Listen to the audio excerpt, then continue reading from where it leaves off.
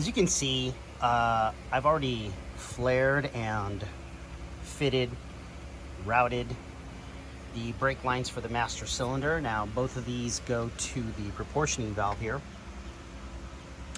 And the reason I did it is when I did the Hydro Boost upgrade, and I'm probably going to repeat myself again, but I recorded these videos as I was doing the project, so I'm not sure what order these will be in. I'm not sure if I'm going to do just one specifically for the master cylinder, one for the Hydro Boost, or everything together. So bear with me if I do repeat myself. So again, when I installed the Hydro Boost, this pushed the master cylinder almost an inch and a half forward. Because of that, even with the master cylinder lines going from the proportioning valve directly here, I still didn't have enough. I didn't have enough of the hose, or sorry, the brake lines to connect to the master cylinder. Now this is an old one. I'll be replacing with a new one, but for right now, this is just for fitting purposes. So I had to make them, and I used some nickel copper line, which seems lately to be probably one of the best upgrades that you can do. It's easy to bend, and it's rust proof.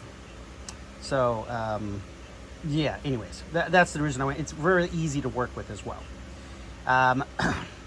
So the problem that I had now is that this brake line for the front caliper going from the proportioning valve down here, it's just, the routing was horrible and it had a little kink.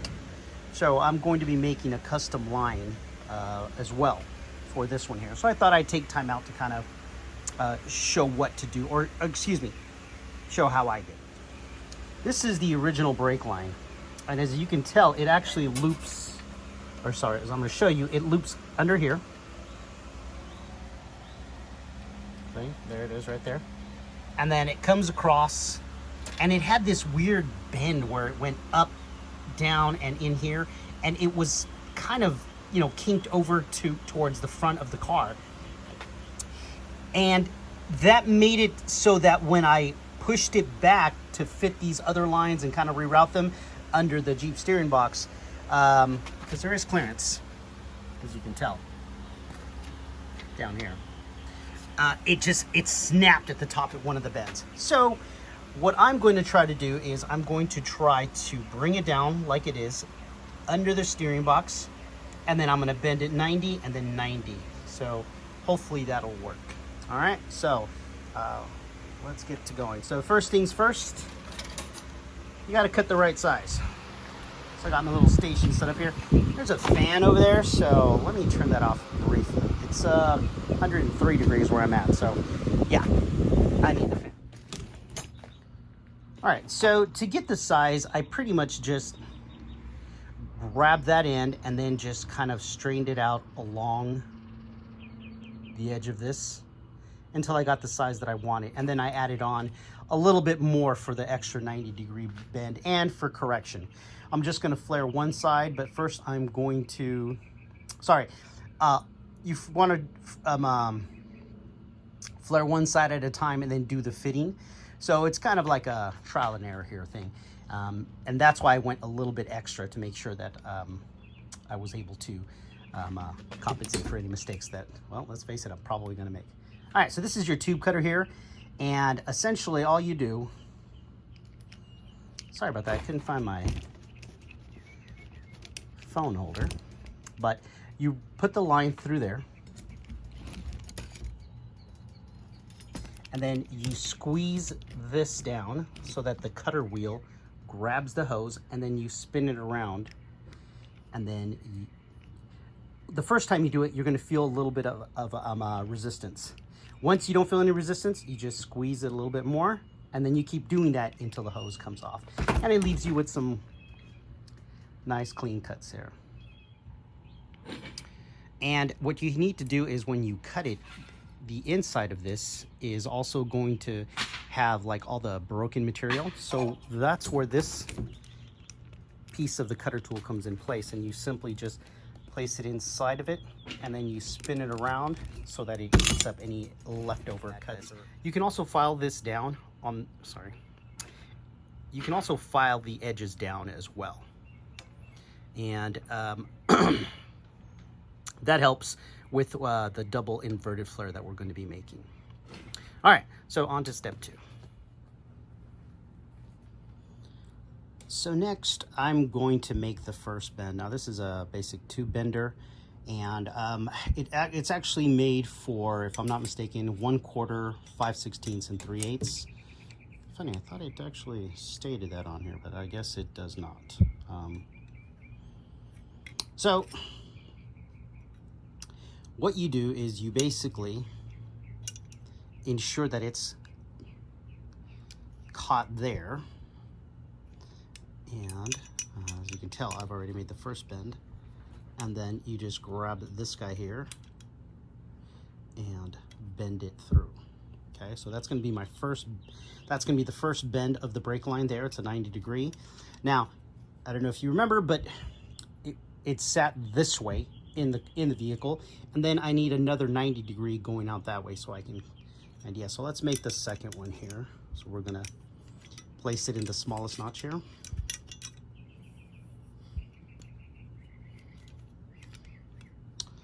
All right, and since the vehicle is pointing down that way, this is the angle that I want my next one, so you have to kind of hold it in place there.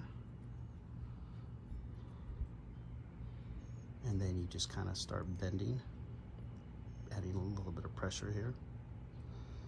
And we're not going to close it out just in case it's more of an angle, but that is the first part of it. So let's go try it on the vehicle and see how that looks. All right, so here we go. Again, we're trying to reach that lower section there. So just as a quick test, let's see here. Let's bring it.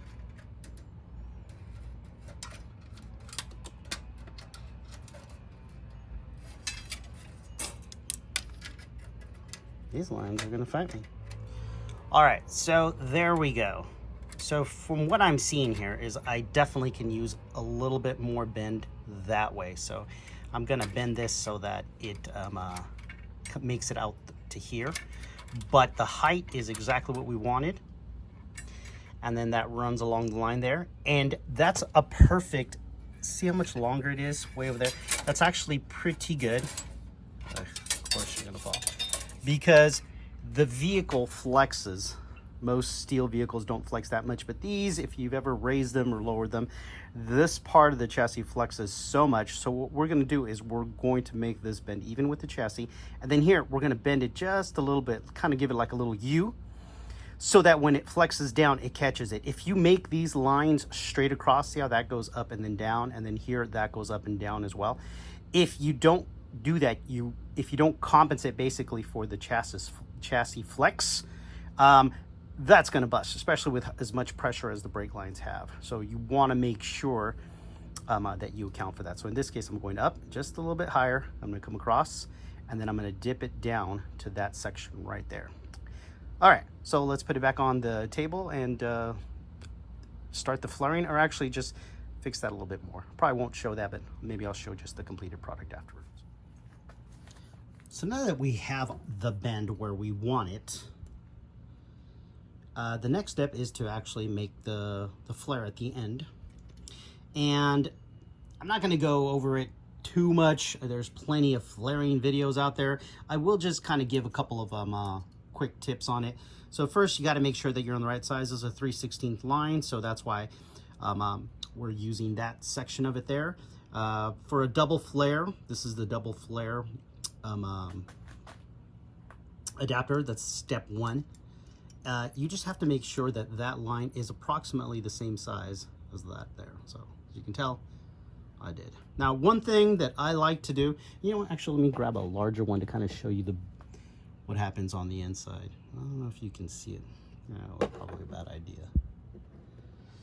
But essentially what it does is it bubbles the end of the line, so it basically collapses it in so that you can create a double flare that's going to look like this. You probably can't, hopefully you can tell, but it's collapsed on itself. So you fold the line in, and then you make the actual seal there at the end for the double.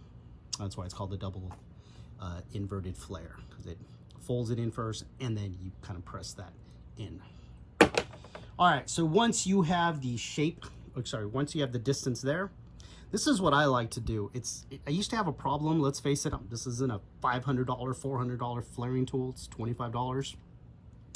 So what I like to do is I like to snug this just a bit, and that allows this to be flush because it grabs the back of the flaring tool and then this holds it in place. Now you don't want to tighten it because you'll ruin the threads, but you want to make sure that this is just snug so that when you tighten it, or as you tighten it, and what I like to do is I back off a little bit, then I bring it back, and I tighten it a little bit more, back off, snug, tighten, back off, snug. And now this should be aligned and flush all the way through.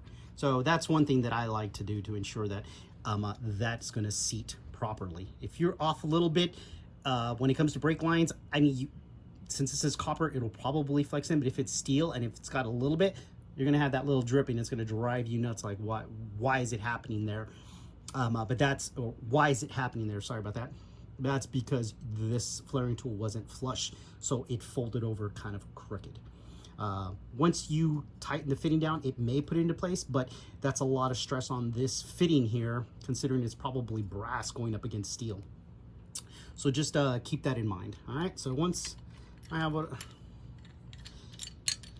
this set, let's see here. Well, let me tighten this down off camera real quick. All right, so the next step, you place the double flare, or the first part of the double flare in there. And again, these are made to fit exactly in the line that you're going to be placing it in. So this is a 5/16, so this is a 5/16 line, that's the perfect size. Goes in, and then again, it folds it over. So we're gonna do that real quick. Now again, I'm using copper nickel, so this is really easy to do.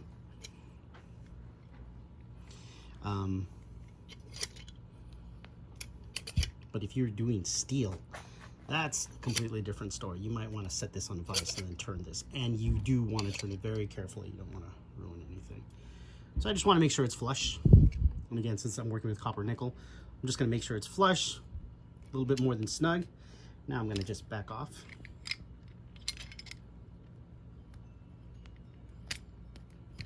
I'll give you 1 second. We'll take this off camera.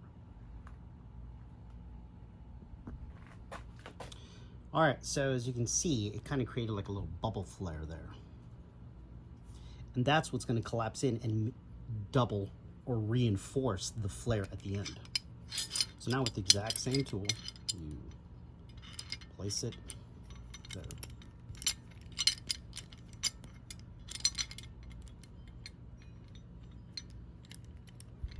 All right. Now, another thing to note, you're tightening here, so the direction is going here. It's going to want this to move forward. So on this final flare, you want to make sure that that is lined up this way. So let me see if I can explain it better. Since I'm going to be turning the handle and it's going to want to move the flaring tool or the flaring piece over that way, then what you want to do is you want to make sure that this is braced at the very end here, so that when you're turning it, it's already there. If you put it here on this side, or just kind of like halfway in between, one, you're forcing yourself to hold it in place to make sure it's steady. Two, if you don't hold it right and you do it in the middle, you could mess up your flare. So again, you want to make sure that, see, since I'm turning it that way, that this is bracing itself at the end there and here, so that your strength turning this, the momentum going that way, is helping brace that. And you just want to go a little bit, let's see here, a little bit more than snug. Again, steel is a completely different beast.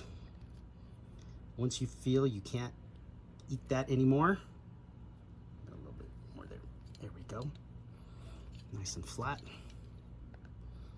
You're done.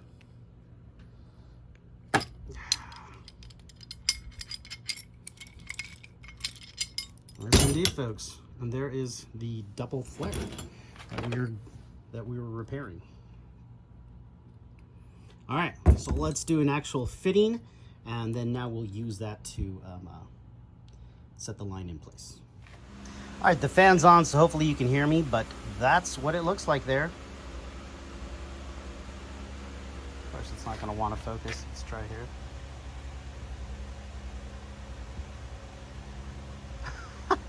Sorry about that. All right, there you go. And there you go. So hopefully that gets you an idea of what it looks like. All right, so now we're gonna place that in there and then run the line across and see where the bend is gonna be on bottom there. I'm probably gonna have to get under the car, so again, I'm not gonna bore you with that, but I'll show you the finished fitting, at least for the next step, and then I'll flare it off camera as well. All right, and there you have it. One thing I added from the old lines is this protective sleeves. You can buy these on Amazon as well. Let's see if I post a link on those, and they just slide over them. That way something lands on them, or you drop a tool, or as here, since I'm doing a swap, something seems to hit it, it won't damage. Steel lines, really not too worried about, but since these are, like I said, copper nickel and they bend real easy, yeah, I definitely had to do that. So, as you can tell, that's how much of a U I had to make. And again, well, not again, but I made sure to not over bend it so that I can play with the angle once I get on there. All right, so let's install it. All right, so there it is installed.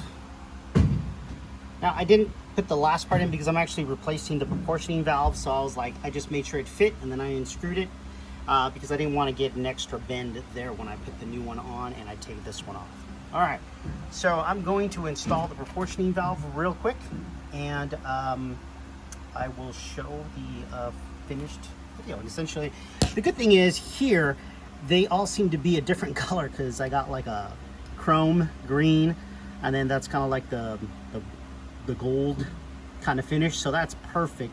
So I won't confuse those, and then I have to disconnect the other two there and set it in place. So let's go ahead and do that. All right, so proportioning valve installed, all the new brake lines running where they need to be, and now it's time for the master cylinder. I'm gonna touch on it briefly, but I'll probably just have it installed in the other videos. So I'm not going to show how to how to bleed the brake system, but I did want to show just briefly the next step for the master cylinder to close out this video here. So this is the basic process and setup for bleeding a brake master cylinder. So you buy this kit, it's going to run you maybe $10, $15 at the most, AutoZone, O'Reilly's. You probably order it from Amazon or Rock Auto. It's just a brake master cylinder kit, and it comes with a whole bunch of rubber fittings. You have to make sure you get the right ones. So for this guy here, I believe, oops, looks like it's going to be hidden. I wanted to kind of show how the fittings had the sizes on them, but these guys are 9/16 and 1/2. Then it comes with some hoses, and what I did is I zip tied the hoses so that this goes into the rear chamber, this goes into the front chamber, and they have to stay down at the bottom. And then what you do is you fill up brake fluid almost all the way to the top, and as you can tell, I have it on a vise here. Once you have it there filled up, you grab, I don't know, you can grab, I use the end of a set of pliers that has a rubber finish, and you start pushing the cylinder, the master cylinder. And you keep doing that. Now, you don't shove it in there because that's going to make it splash out completely, but you keep on doing it until you no longer have any bubbles. Once that's done, or once you're satisfied, and we're talking, this is a process. It's not like 10 times. You're probably going to have to do it, sorry, the fan's there. You're probably going to have to do it about, I don't know, 50 plus easily. Or at least expect to have to do it that much.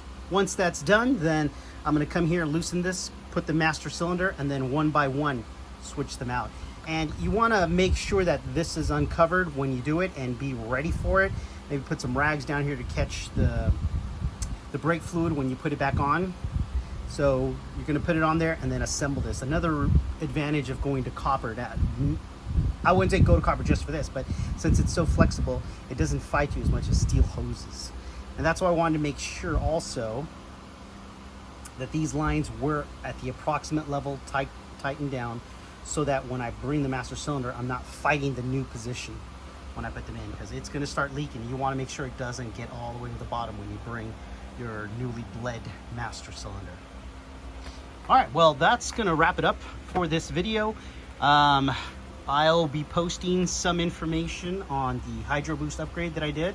And as you can tell, there is a power steering pump sitting right there. I haven't wired it, so that's why I haven't completed the video, but I might just show a little bit on the bracket. There's also a couple of surprises that I'll be posting. What's missing here, huh? Yep. And check that out. Yeah, that's, we'll call it custom, but not sure how many of you guys know what that is there, but if you can tell, that's not a LT1 PC. Yeah. All right, so I'll let you guys think about that one there. Oh, and to close out also, preparing for the radiator fans, because there's already coolant in here. Okay, enough.